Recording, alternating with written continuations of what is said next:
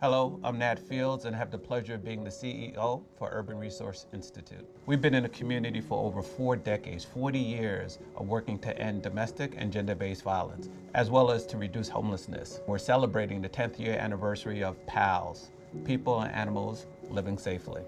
When you think about how many people just in New York City alone seek help from our hotlines, over 90,000 calls to our hotline each and every year, we've come to recognize that our work is to understand the survivor and to become expert in partnering with that survivor and around those interventions. In 2012, I went to the Second World Conference on Women's Shelters. And we had this person named Allie Phillips. She's an author, attorney, and she so brilliantly talked about the reality that pets are part of the family and that survivors aren't going to leave their pets behind to seek safety. I came back to New York City and I thought about our work here. We had to do something about it. When I talked to my staff initially, they thought I had lost my mind. And that's because the work is so difficult as it is. We started to engage survivors, we started to engage other community members, and we started to learn that we needed to have a response for victims of domestic violence and their pets. So we got with our team members, we got with the community, the police department, the courts, the regulatory entities, and we said we need to do something about that. We launched PALS as a pilot program right here in New York City.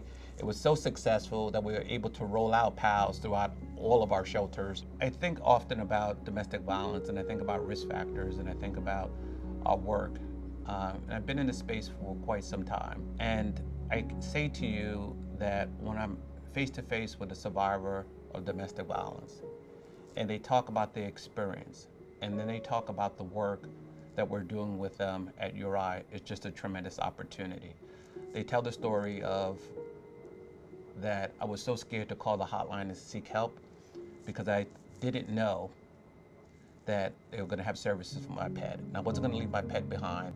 And then they find URI and they engage with our staff members who are considering all of the members of their family, often their children and their pets. When they come into our environment, something bad has happened to that person.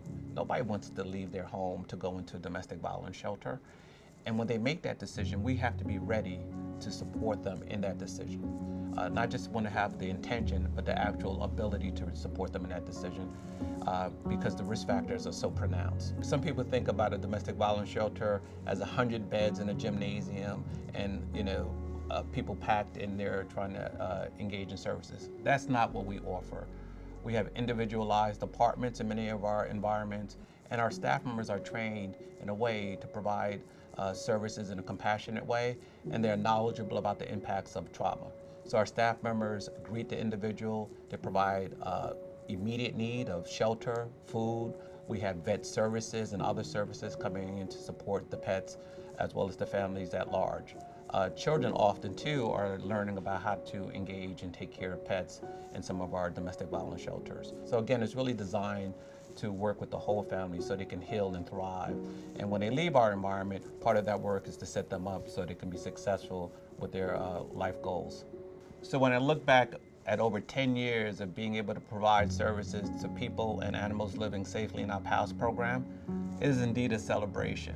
We have been able to serve over 500 families in that period of time. And I think about some of those members of the family, some of the survivors who have healed and gone on to do other things. I think about one of our individuals who's a great poet, great artist, and through her poetry, it has become so inspiring to hear her as she gives public talks to others to inspire and give hope. And by staying together and healing together, they can do amazing things. We need a community. We need you. We need a community response, our police department, our government officials.